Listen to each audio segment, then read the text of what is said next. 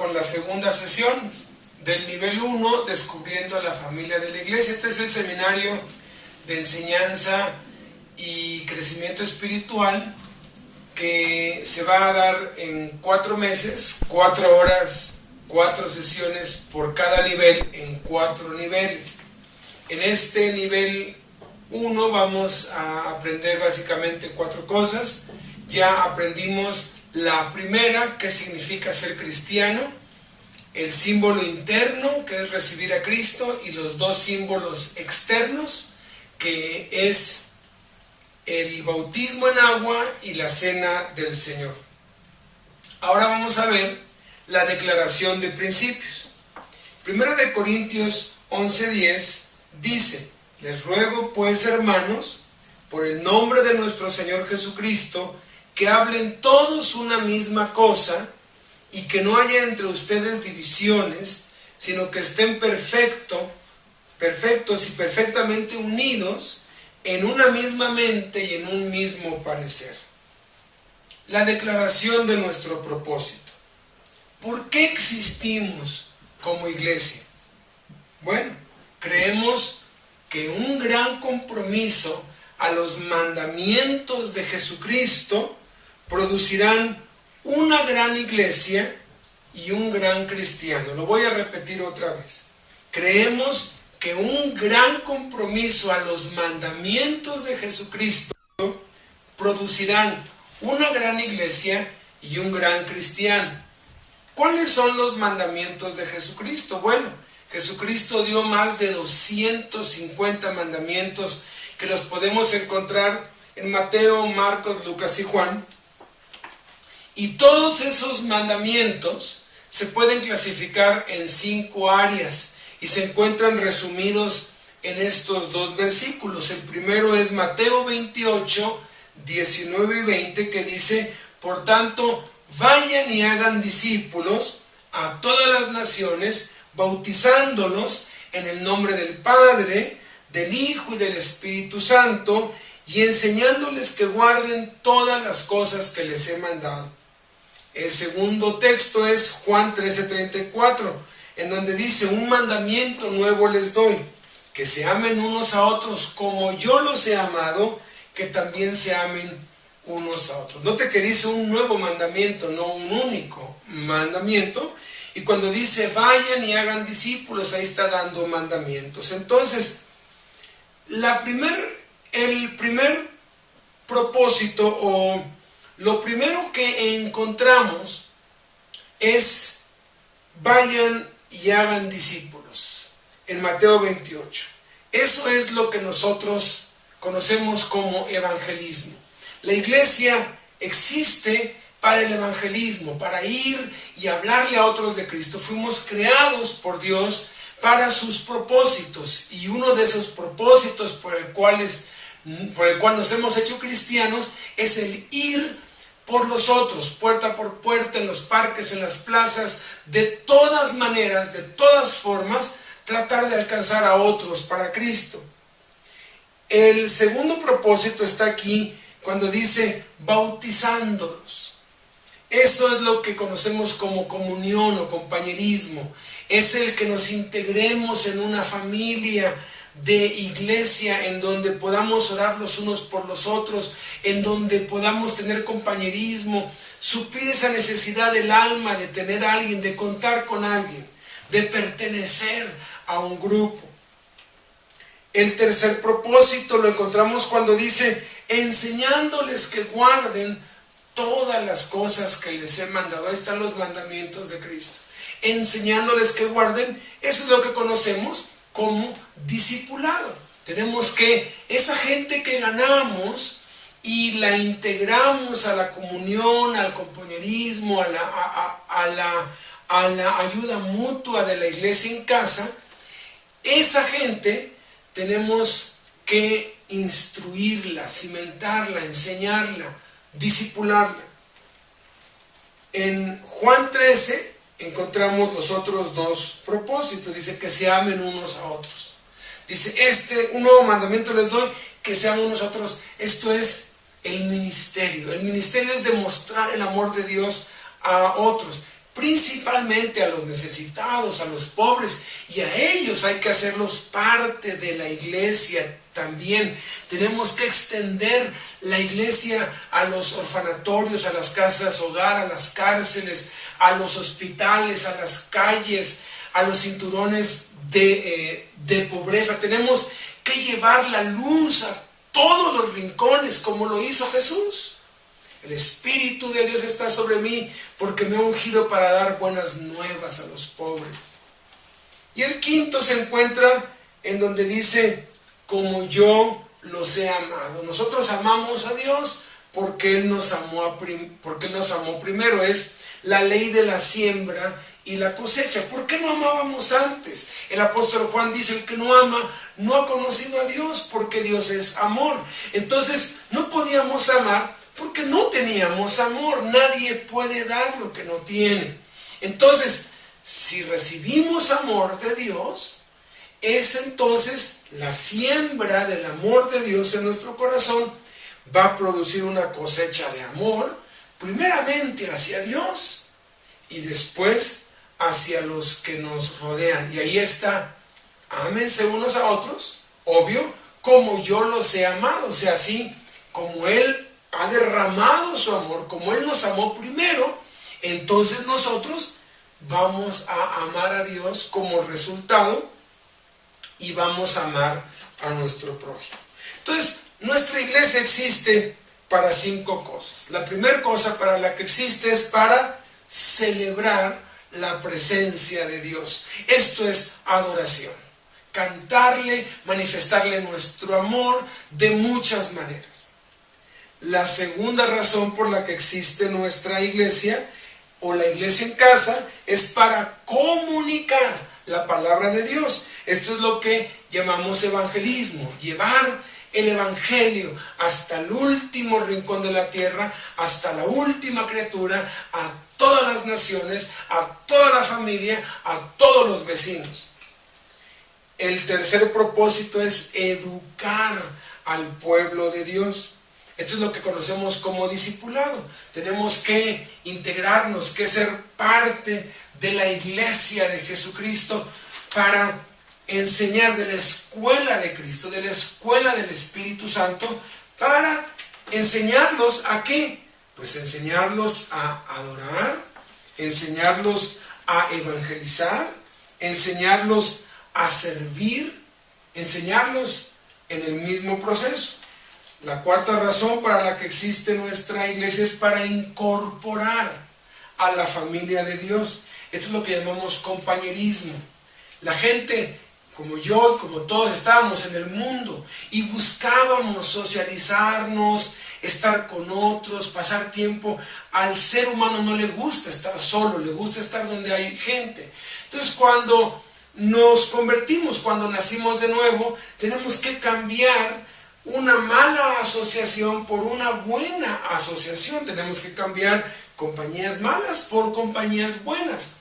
Y ya que tenemos las mismas cosas en común, entonces podemos disfrutar no solamente del compañerismo con Dios, que es la adoración, sino del compañerismo los unos con los otros.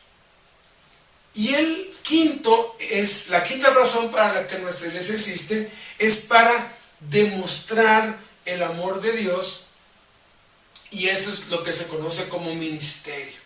Darle de comer a los pobres, darle ropa al que no la tiene, darle agua al que tiene sed, albergar al que no tiene casa, al forastero, recogerlo, visitar al enfermo, visitar al preso, visitar a las viudas, a los huérfanos.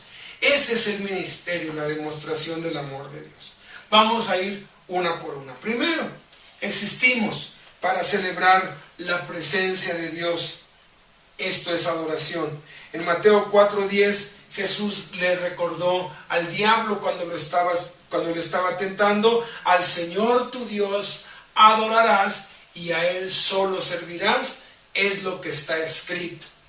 En Juan 4:23 al 24 dice: los que de veras adoran al Padre, lo adoran en espíritu y en verdad, porque el Padre busca a quienes lo adoren así. Quienes lo adoran deben adorarlo en espíritu y en verdad. Dios desea que la adoración sea en espíritu y en verdad. ¿Qué significa esto? Espíritu tiene que ver con nuestro interior, tiene que ver con nuestras emociones, con nuestros sentimientos, con nuestras expresiones de júbilo, con lo que sentimos. Adorar en verdad tiene que ver directamente con la palabra. La escritura, la Biblia es la verdad, la palabra de Dios es la verdad. Entonces hay por lo menos 8 diferentes expresiones de adoración. Todo lo que hacemos en la iglesia es un acto de adoración. La primera la encontramos en Efesios 5:18, que es cantar. Cuando cantamos, estamos adorando a Dios, pero muchos confunden y creen que adoración es un estilo de música. Creen que adorar es cantar cantos suaves, mis hijos les llaman cantos tristes, o cantos sublimes, o cantos románticos de enamoramiento con Dios, pero no hay nada más falso que eso. Ese no es un estilo de adoración, esa es una música suave, pero toda la música es alabanza, sea rápida o sea lenta. Y escúchenme, cantar no es adorar a Dios, pero podemos adorar a Dios cantando. La música no es adoración, pero podemos adorar con música. Es una de las muchas manifestaciones o formas de cómo orar. Desafortunadamente algunos creen que es la única. La segunda forma está en Romanos 12, del 1 al 2, y esto es lo que se llama compromiso. Cuando nos entregamos a Dios, cuando nos comprometemos a algo con Dios, cuando hacemos una decisión para hacer algo por Cristo, estamos adorando a Cristo porque es una manifestación, es una expresión de adoración. Adoración significa literalmente demostrar amor. Cuando alguien está enamorado de una chica, le demuestra su amor llevándola a cenar, haciéndole regalos, cantándole, siendo amable con ella. Bueno, si nosotros le queremos demostrar nuestro amor a Dios, ¿cómo se lo demostramos? Él ya estableció cómo quiere que se lo demostremos. Cantando es una forma, otro comprometiéndonos. Tercero, en Salmo 95:6 habla de la oración. Cuando oramos, cuando doblamos nuestra rodilla, cuando clamamos a Dios, cuando hablamos con Dios, estamos también adorándolo. En este caso lo estamos adorando en estas 3 formas en espíritu, porque están involucradas nuestras emociones, nuestros sentimientos, nuestra pasión. La cuarta forma es oír la palabra de Dios, Juan 17:17. Cuando escuchamos la palabra de Dios, ahorita usted está adorando a Dios porque está escuchando la palabra de Dios y está involucrando tanto sus sentidos como la palabra. Entonces estamos adorando en verdad. La cuarta forma está en 1 Corintios 16:1 y 2. La cuarta expresión de adoración es dando. Cuando damos diezmos, ofrendas, ayudas, estamos adorando a Dios, y allí se involucran nuestras emociones, porque no es fácil dar, pero cuando uno aprende que dar es un gozo, entonces uno lo hace con alegría. Por eso es que dice que Dios ama al dador alegre. Dar produce gozo cuando se da para una causa buena, no para enriquecer a unos cuantos o para ministerios dudosos, sino cuando se da y se sabe que eso se va a usar para la extensión del reino de Dios. Con las ofrendas tiene que ser para los pobres. La sexta expresión de adoración es el bautismo. Romanos 6, 3 y 4 nos habla de que el bautismo es una expresión de adoración, es una manifestación de amor a Dios. Cuando nos bautizamos en agua, le estamos diciendo a Dios: te amo, Señor, por eso hago ese testimonio público, no me avergüenzo de ti. Es como un novio que le propone a la novia: me quiero casar contigo, pero casémonos en secreto. Pues la novia no le va a gustar, la novia quiere que todo el mundo lo vea. ¿Por qué? Porque quiere que sepan todos que hay un hombre que la ama. Igual el hombre, igual Dios. Nos creó a su imagen y semejanza. La séptima es meditar en la palabra de Dios, Habacuc 2:20. Cuando leemos la palabra de Dios y la meditamos y la escudriñamos, la estudiamos, así como estamos haciendo ahorita, pero usted debe tener un tiempo diario para leer, usted está adorando a Dios. Y la octava está en 1 Corintios 11, 23 al 26, que es la cena del Señor. Cuando participamos del pan y de la copa, estamos adorando a Dios. Ahora, hay tres estilos de adoración básicos. El primero es el de celebración. Salmo 122:1 es en la iglesia. Aquí nos manifestamos, aquí podemos expresarle nuestro júbilo a Dios. Muchos dicen, en la iglesia hay que estar callado porque es la casa de Dios, pero descubrimos que donde están dos o tres, ahí está el Señor. Entonces, muchos ven mal el que en la iglesia se den gritos de júbilo, pero no ven mal que en un estadio de fútbol se den gritos. Y lo que Dios ha hecho por nosotros es mayor que lo que cualquier equipo de fútbol puede hacer por nadie. El segundo estilo es inspiración. Isaías 40, eso es a solas. Cuando estamos a solas con Dios, nos podemos inspirar, estamos en un momento de quietud con Él. Y el tercero es de preparación. Efesios 4, del 11 al 12. Y esto se manifiesta cuando servimos. Es un gozo servir, es un deleite que uno está contento. A veces uno canta, chifla, uno está emocionado porque está adorando a Dios.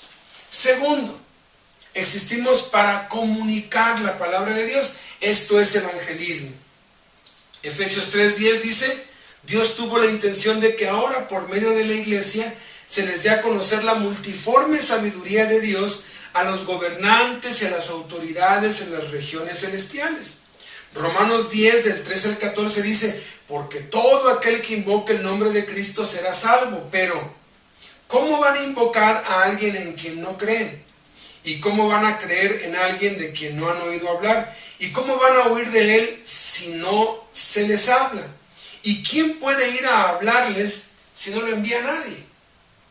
¿Por qué la iglesia de Dios nunca debe dejar de crecer? Hay tres razones por las que la iglesia nunca debe dejar de crecer.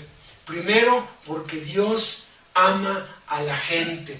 Segunda de Pedro 3:9 dice, el Señor tiene paciencia con ustedes, no queriendo que nadie perezca, sino que todos lleguen a arrepentirse. Hay muchos textos donde nos dice que Dios ama a la gente. Segunda de Corintios 5:14, Lucas 15:3 al 10, Mateo 9:2 al 13, y toda la Biblia habla del amor de Dios por la gente. Muchos dicen, no, pues ya somos aquí ya con estos. Pero imagínese usted que tiene 5 hijos y va al parque un día y pues por lo cansado que está se duerme, y cuando se levanta nada más están 4 de sus hijos y dice, ay, vámonos, al fin que tengo 4, ¿no? ¿Qué haría usted por ese hijo que no está? Lo que haríamos todos.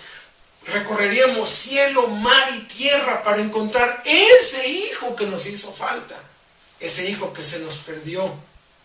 Así es Dios. Él anhela que todos sus hijos perdidos regresen a casa. Segunda razón, porque Dios lo ordena. Lucas 14:23 dice, sal por los caminos, dice Jesús, y a las veredas, y oblígalos a entrar para...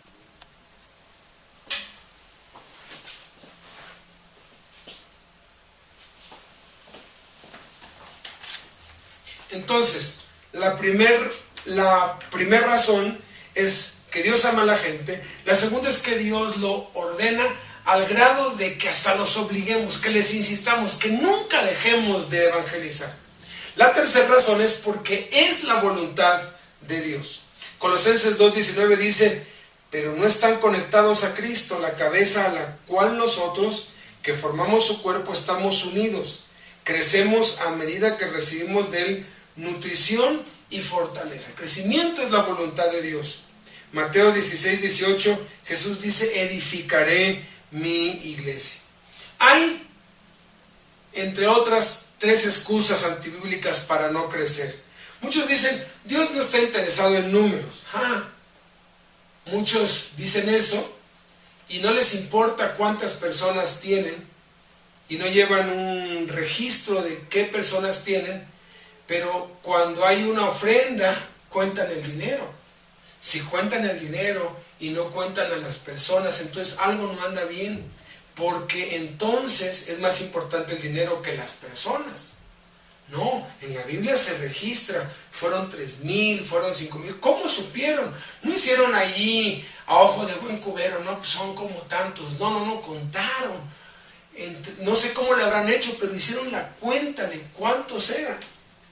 Otros dicen, nuestra iglesia quiere calidad, no cantidad. Es mejor la calidad que la cantidad, pero ¿saben qué? Si producimos calidad, vamos a producir cantidad. Y luego dicen que las iglesias grandes son impersonales. Eso es cierto. Por eso es que creemos que nuestra iglesia debe crecer grande y pequeña al mismo tiempo. ¿Cómo será esto? ¿Cómo se puede hacer esto? Bueno, nos vamos multiplicando a través de iglesias en casas y periódicamente hacemos reuniones de todos reunidos juntos.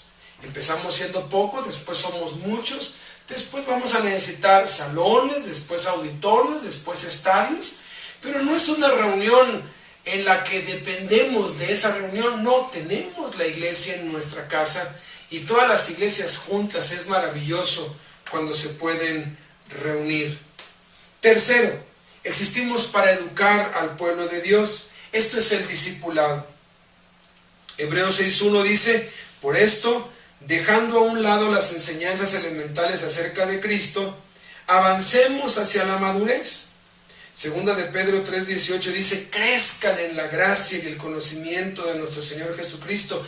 El crecimiento es intencional, el crecimiento no es automático. Usted no va a crecer por más reuniones que asiste, usted va a crecer cuando realmente decida crecer. Es una decisión que debe tomar. El crecimiento no es automático.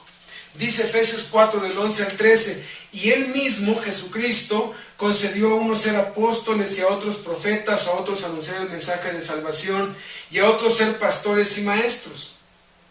Así preparó a los suyos para el trabajo de servicio, para hacer crecer el cuerpo de Cristo, hasta que todos lleguemos a estar unidos en la fe y en el conocimiento del Hijo de Dios. De ese modo alcanzaremos la madurez y el desarrollo que corresponden a la estatura perfecta de Cristo. Dios quiere que todos lleguemos a su estatura. No todos van a llegar a ser pastores, porque algunos van a llegar a ser maestros, otros profetas, otros evangelistas y otros apóstoles. A estos 5 grupos le podemos llamar ministros. Entonces, de acuerdo con lo que acabamos de leer, Dios quiere que todos, sin excepción, lleguemos a ser ministros. Y los líderes tenemos la obligación de poner la plataforma, de poner los medios, de no impedir que toda la gente pueda llegar a crecer como dice Jesús, como dice la Escritura, y llegar a ser un ministro, llegar a ser un apóstol, o un profeta, o un evangelista, o un pastor, o un maestro. Pero todos, no todos llegan. ¿Por qué? Porque no todos quieren, o no todos pagan el precio, pero la oportunidad está delante de usted, está puesto el camino, y estos niveles pretenden eso, que usted llegue a descubrir cuál de estos 5 ministerios tiene, los ejercite y luego los practique por el resto de su vida para la edificación del cuerpo de Cristo. Número 4, existimos para demostrar el amor de Dios, que es el ministerio. Juan 13:35 dice, en esto conocerán todos que son mis discípulos, si tuvieren amor los unos con los otros. Y hay muchos textos que respaldan esto. Primera de Juan 3:16-17, Mateo 25:34-40, Hebreos 3:16, Romanos 12:13. El eje de la iglesia es nuestro ministerio. Cada miembro necesita ser parte de uno. Estamos aquí, nos reunimos acá, pero el propósito es que descubran su ministerio y luego que visiten hospitales, cárceles, niños de la calle, que vayan con los necesitados, orfanatorios, asilos, casas, hogar. En todas las partes del mundo hay necesitados y hay pobres. Jesús dijo: a los pobres siempre los tendrán con ustedes. Hay gente mucho menos agraciada que nosotros a quien podemos ayudar. Siempre hay alguien a quien vamos a poder. Y ese es el eje, el ministerio. 1 Corintios 12, 4 al 5 y 27 dice: hay diversidad de operaciones y hay diversidad de ministerios. Ustedes pues son el cuerpo de Cristo y miembros cada uno en particular. En la iglesia, en casa, cada miembro es un ministro. Usted no va a llegar a ser un ministro, usted es un ministro porque usted nació de nuevo y nació de Jesucristo. Es como el rey. El rey tiene un hijo, su hijo por herencia es el siguiente rey, es un príncipe. De igual forma usted, ahora, así como ese niño, hijo del rey, tiene que aprender a ser rey, usted y yo tenemos que aprender a ser ministros, pero ya somos, porque Jesucristo nos hizo reyes y sacerdotes cuando murió en la cruz. Entonces, cada tarea es importante, no importa la tarea que se nos asigne, es importante. Y cada miembro es un 10 en la tarea que realiza, porque todos estamos creciendo. Usted no le puede exigir a un niño que es la primera vez que come al año y medio, 2, que coma solo y no se manche. No, lo va a empezar a hacer y poco a poco lo va a ir perfeccionando. Ahora veamos nuestra declaración de fe. ¿Qué es lo que nosotros creemos? Bueno, en creencias esenciales tenemos unidad. Efesios 4, del 4 al 6 dice: hay un solo cuerpo y un solo espíritu, un solo Señor, una sola fe, un solo bautismo, un solo Dios y Padre de todos. Hay al menos 8 creencias esenciales que son las que vamos a mencionarles ahorita. En creencias no esenciales tenemos libertad. Romanos 14, 1, 4, 12 y 22 dice: reciban al débil en la fe, pero no para contender sobre opiniones. ¿Tú quién eres que juzgas al criado ajeno? Para su propio Señor esté en pie o cae. De manera que cada uno de nosotros dará a Dios cuenta de sí. ¿Tienes fe? Tenla para contigo delante de Dios. Hay quienes consideran que danzar no es correcto. Está bien, no les decimos nada, pero tampoco condenamos al que danza. Ahora, si alguien danza, le pedimos que no obligue al otro a que dance, porque no es una creencia esencial. Hay quienes dicen que aplaudir no es correcto cuando uno canta. Está bien. Otros dicen que no, que sí. Y no son creencias esenciales. Entonces, animamos a la gente cuando cantamos. Por ejemplo, le decimos: si alguien quiere aplaudir, aplauda. Si alguien no lo quiere hacer, no lo haga. O sea, tenemos que respetar. Pero en las creencias esenciales, ahí sí tenemos que combatir, ahí sí tenemos que, como la Escritura dice, luchar ardientemente por la fe que nos ha sido entregada. En nuestra fe mostramos caridad. 1 Corintios 13, 2 dice: si tengo el don de profecía y entiendo todos los misterios y todo el conocimiento, y tengo una fe que logra trasladar montañas, pero no tengo amor, no soy nada. No porque creamos lo correcto vamos a desvalorar o a menospreciar o a denigrar a otros. Vamos a, ay no, si tú no estás en la verdad, yo sí. No, la verdad es Jesús. Y muchos a mí me dicen: ¿cuál es la iglesia verdadera? Le digo: ninguna, porque la verdad es Jesucristo, y donde están 2 o 3 y Jesucristo está en ellos y siguen a Cristo, ahí hay una iglesia verdadera. Pero esa se puede desviar. Mientras permanezcan en Cristo, es una iglesia verdadera, pero no porque el lugar o la denominación sea una iglesia verdadera, sino porque los miembros, 2 o 3 o más, están siguiendo a Jesucristo y están permaneciendo en Jesucristo y andan en el Espíritu. Entonces, ¿cuáles son esas creencias esenciales? Si usted tiene su manual allí, no vamos a leer las citas. Yo le animo a que usted escudriñe cada una de estas citas. Si no lo tiene, lo puede descargar gratuitamente en la página de internet, en cursos nivel 1, ahí está, lo puede usted descargar gratuitamente. Y le animo a que no solamente lea las citas, sino que las escriba. ¿Por qué? Porque si usted oye esto, usted va a llegar a tener una creencia, pero esa creencia se la van a poder cambiar. Hay muchos que creen una cosa y llega una secta falsa y los convence de otra. ¿Por qué? Porque el solo leer no produce una convicción. Pero si usted lo escribe, lo lee, lo escribe y se convence usted a usted mismo, usted va a tener una convicción.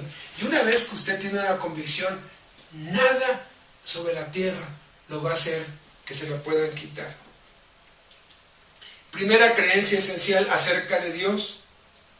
Dios es el creador y regidor del universo. Ha existido eternamente en tres personas, el Padre y el Hijo y el Espíritu Santo. Estos tres son iguales y un solo Dios. Hay un solo Dios manifestado en tres partes o en tres personas, Padre, Hijo y Espíritu Santo. Y aquí están las citas. Segunda verdad esencial, creencia esencial acerca de Jesucristo. ¿Quién es Jesucristo? Jesucristo es el Hijo de Dios, es coigual con el Padre. Jesucristo vivió una vida humana sin pecado y se ofreció a sí mismo como el sacrificio perfecto por los pecados del mundo al morir en la cruz. Resucitó de entre los muertos al tercer día para demostrar su poder sobre el pecado y la muerte. Ascendió al cielo y volverá otra vez a la tierra para reinar como Rey de Reyes y Señor de Señores. Jesús es Dios. Jesús es nuestro Salvador. Jesús es nuestro Redentor. Acá están todas las citas para comprobarlo. Tercer creencia esencial acerca del Espíritu Santo. El Espíritu Santo es coigual con el Padre y el Hijo de Dios. El Padre es Dios, Jesús es Dios, el Espíritu Santo es Dios. Está presente en el mundo para hacer conscientes a los hombres de su necesidad de Cristo Jesús. Vive en cada cristiano desde el momento de la salvación. Provee al cristiano entendimiento para vivir, entendimiento de las verdades espirituales y dirección hacia lo que es correcto. Da a cada creyente un don espiritual al momento de su salvación. Como cristianos debemos vivir bajo su control diariamente. Aquí están todas las citas. Otra vez le animo, le insto, le ruego que las lea y las escriba. Que descubra que esto es lo que la Biblia dice y tenemos que creer lo que la Biblia dice, no lo que dicen otros, no lo que un profeta o un apóstol dice, sino lo que dice la Biblia. Cuarto, acerca de la Biblia. La Biblia es la palabra de Dios para nosotros. Fue escrita por autores humanos bajo la inspiración y guianza sobrenatural del Espíritu Santo. Es el recurso supremo de verdad para la creencia y vida cristiana. Por ser inspirada por Dios, es la verdad sin ninguna mixtura de error. La Biblia es la palabra de Dios, es infalible, es inerrable, es eterna. Muchos dicen, ay, es que fue escrita por hombres. Sí, pero fue inspirada por Dios. Y si usted analiza la palabra inspirada, es un término médico. Es un término que se utiliza en medicina para aplicar respiración de boca a boca, para meter algún fluido dentro de otro cuerpo. Se les inspira, así como aspirar es sacar con una aspiradora uno la basura que está allí tirada. Uno saca la basura del exterior y la mete dentro de la aspiradora. Eso es aspirar. Bueno, inspirar es al revés, es tomar, hagan de cuenta, la basura que está y tirarla por el tubo. Es como una manguera. La manguera inspira agua porque saca agua. Entonces, si la Biblia fue inspirada por Dios, yo le puedo demostrar con un estudio muy serio y muy profundo que la Biblia fue dictada por Dios. Dios no iba a correr el riesgo de dejarle a los profetas a los siervos de Dios, a ver, escribe y así, ¿no? Poner y, ay, pues a ver, no. Dios les dictó, por eso es que la marca de los profetas era, así dice el Señor, así dice el Señor. Porque era lo que Dios les decía, lo que Dios les dictaba, es palabra de Dios. Por eso es que Pedro y Pablo muchas veces dicen, bien habló Dios por medio del profeta Isaías, bien habló Dios por boca de David. O sea, Dios usó a los hombres como instrumentos, pero fue Dios quien escribió por medio de los hombres la Biblia. Por eso es el libro más maravilloso que existe. Un día recibí un correo de, no sé, 100 y tantos errores en la Biblia. Nada más examiné como 10 e inmediatamente detecté la ignorancia, la torpeza, perdonen que lo diga, la estupidez de quien había encontrado esos errores, porque no ha leído bien la Biblia, no la ha escudriñado bien. Y obviamente alguien que no ha nacido de nuevo no puede entender las cosas que son del Espíritu de Dios. Y cada una de esas, yo iba a contestar eso, pero luego dice, ¿de qué sirve? O sea, yo pensé, ¿de qué sirve si no ha nacido de nuevo? Mejor lo evangelizo. Cuando nazca de nuevo, se va a dar cuenta que la Biblia es la palabra de Dios. Quinta creencia esencial acerca del hombre. El hombre es creado a la imagen espiritual de Dios para ser como Él en carácter, y es el objeto supremo de la creación de Dios. Aunque tiene tremendo potencial para el bien, nace con la tendencia de desobedecer a Dios, el pecado del que hablábamos en la sesión pasada. El pecado separa a las personas de Dios y causa muchos problemas en la vida. Fuimos creados para ser como Dios, nos desviamos, nos perdimos, el pecado nos separa de Dios, pero Jesucristo vino a rescatarnos, vino a quitar el pecado del medio y a restaurar nuestra relación para con Dios. Eso nos lleva a la sexta creencia esencial, que es la salvación. La salvación es el regalo de Dios para nosotros, pero es necesario aceptarlo. No podemos compensar por nuestros pecados por medio de las buenas obras o mejoramiento personal. Solo al confiar en que Jesucristo es la oferta de Dios para el perdón de nuestros pecados, podemos ser salvos de la penalidad del pecado. Cuando nos volvemos de una vida autocontrolada a una vida controlada por Cristo, somos salvos. La salvación eterna empieza en el momento en que uno recibe a Cristo en el corazón. Uno se salva o se pierde en vida, porque la salvación comienza aquí. Por gracia somos salvos por medio de la fe. Nacemos de nuevo y somos salvos. Si confiesas con tu boca que Jesús es el Señor y crees en tu corazón que Dios levantó a los muertos, serás salvo. Si usted hizo la oración hace un rato, usted es salvo. Usted ya es salvo y va a tener entrada al cielo. Porque es lo que dice la Escritura: el que cree en mí, dice Jesús, no vendrá a condenación, mas ha pasado de muerte a vida. Usted tiene la salvación como un regalo de parte de Dios. Ahora, ¿qué de la vida eterna? ¿Cuál es la diferencia entre la salvación y la vida eterna? Bueno, la salvación es la entrada al cielo. La vida eterna es la entrada al reino. La vida eterna es nuestra vida con Dios, que comienza aquí, el caminar diario con Dios, y luego todo lo que viene en la eternidad. Hay que leer Apocalipsis para eso. Ahora, acerca de la vida eterna, ponga mucha atención, por favor. Porque Dios nos da vida eterna a través de Jesucristo, el creyente está seguro en esa salvación por la eternidad. Esa salvación que Jesucristo le regaló es una salvación eterna, es para siempre. No se la da y luego se la quita. La salvación no se puede perder. La salvación se obtiene y se mantiene por la gracia y el poder de Dios, y el hombre nada puede hacer para evitarlo. El salvo buscará la santidad como evidencia de su salvación. El que cree que puede vivir practicando el pecado y ser salvo, o no ha entendido la salvación, o no ha sido salvo todavía. Quien es salvo pero cree por un tiempo y luego se aparta, será disciplinado por Dios y sufrirá hasta el último centavo las consecuencias de su pecado. El que no lo es, prosperará en su maldad y no será disciplinado por Dios por cuanto no es su hijo. Muy particularmente esta verdad esencial, por favor, escudriñenla en la Biblia, escríbala, descubre esta maravillosa verdad. Nuestra salvación está asegurada por la eternidad, no nos podemos perder.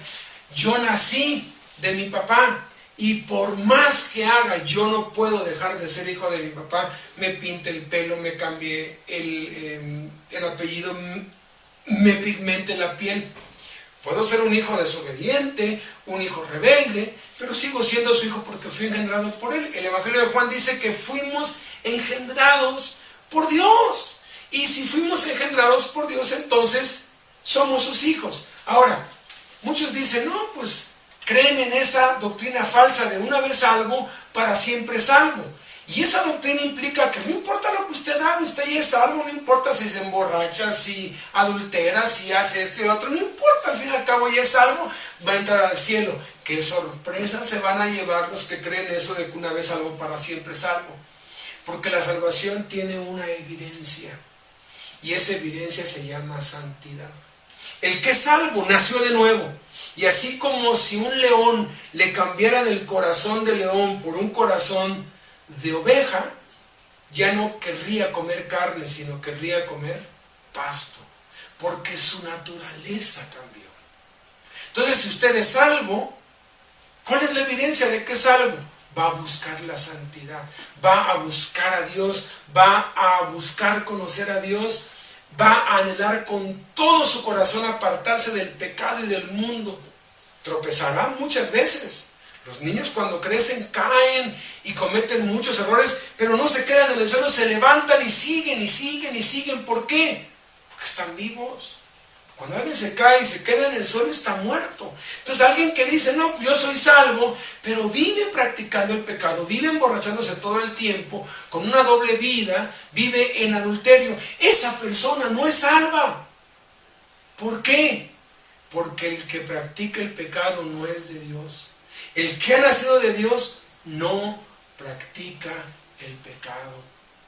Y esa es la señal, esa es la evidencia. Ahora, ¿qué pasa con aquellos que creen por un tiempo y de pronto se apartan, se van al mundo? He conocido muchos.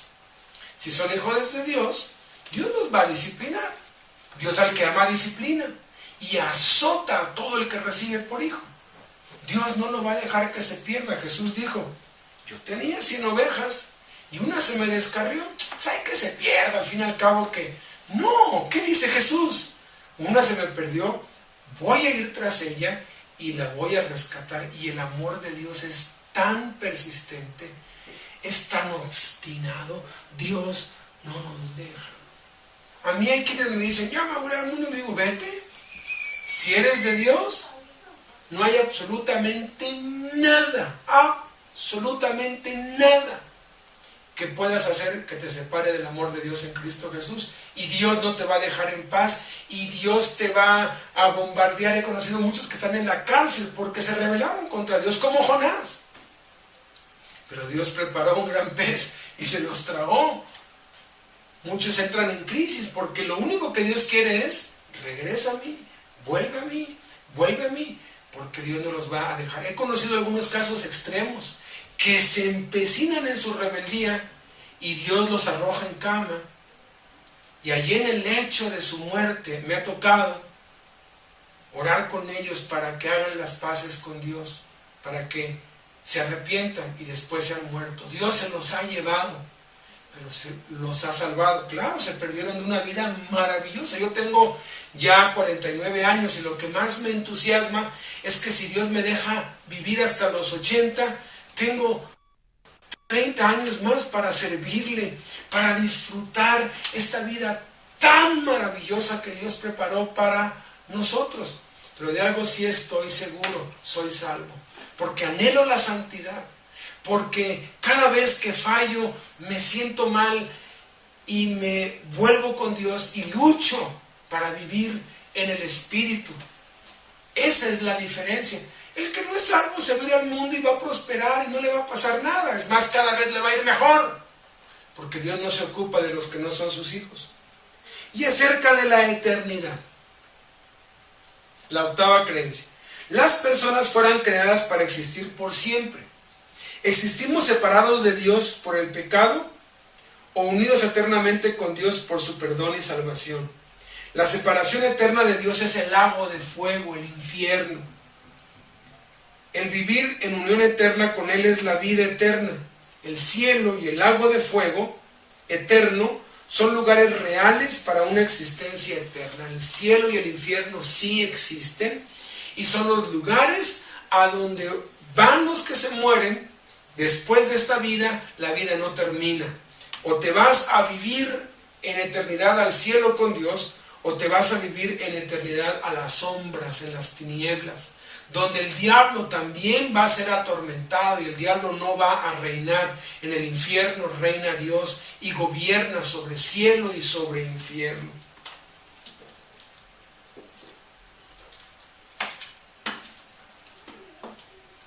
Ahora vamos a la parte final de esta segunda sesión. Nuestro estilo de vida. Fíjense, nuestras convicciones van a moldear nuestra conducta. Si usted tiene esta convicción, su conducta va a ser así. ¿Qué es lo que practicamos? Las creencias no son nada a menos que sean transformadas en acciones. Basados en lo que la Biblia enseña, practicamos y vivimos lo siguiente. Primero, la Biblia es nuestra única autoridad.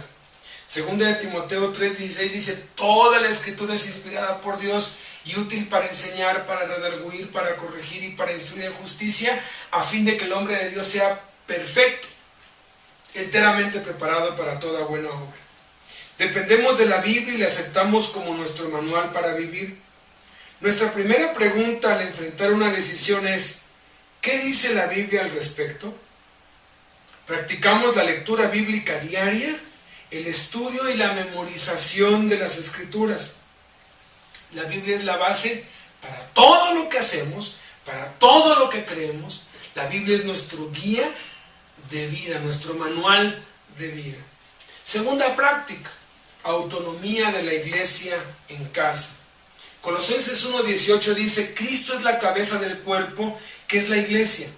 Él, que es el principio, fue el primero en resucitar, para tener así el primer puesto en todo.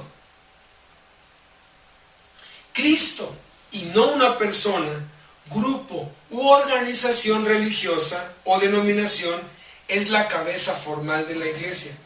Aunque reconocemos el valor de asociarnos y cooperar con otros grupos cristianos, creemos que cada iglesia local debe tener gobierno propio y ser independiente de cualquier control denominacional. Instamos a cada iglesia local, a cada iglesia en casa, a determinar su propia estrategia, estructura y estilo. No hay una pirámide o un jefe, no. Cada iglesia en casa es autónoma, con Cristo como pastor, y todas las iglesias estamos en comunión los unos con los otros.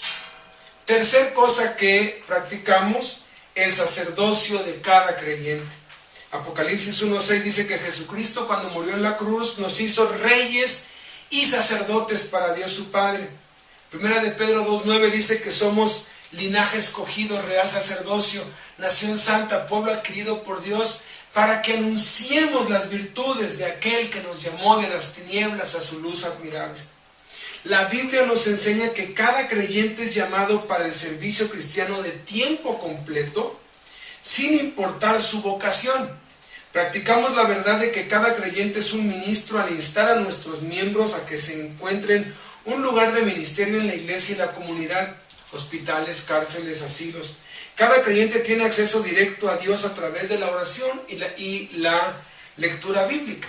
Alguien que trabaja en una fábrica y se hace cristiano, bueno, es un ministro de tiempo completo en esa fábrica, porque en esa fábrica tiene que dar testimonio de puntualidad, de orden, de honestidad, de que realmente adorna la sana doctrina, siendo el mejor empleado.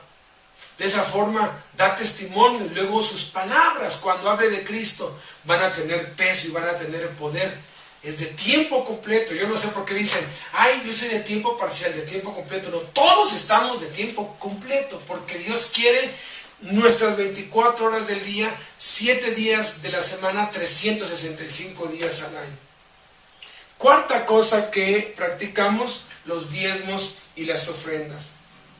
Levítico 27:30 dice, el diezmo de todo lo que produzco pertenece al Señor. Primera de Corintios 16:2 dice, cada primer día de la semana, cada uno de ustedes ponga aparte algo. En la iglesia en casa practicamos el diezmar para el sustento de los líderes y la obra misionera, y el ofrendar para el mantenimiento de la iglesia como Dios manda, y para ayudar a los pobres. Reconocemos que dar el 10% de nuestros ingresos es el mandato bíblico para dar y ofrendar lo que nos proponemos en el corazón. Lo hacemos, empezamos con un 10% de los ingresos, y conforme crecemos vamos dando un 15, un 20, y lo utilizamos como Dios manda, porque la misma Biblia que dice que hay que dar el diezmo y la ofrenda, también dice en qué se debe usar, y el diezmo se debe usar para el sustento de los líderes, y la ofrenda se debe usar para el mantenimiento de las cosas en el grupo y para los pobres. El diezmo para la obra misionera, para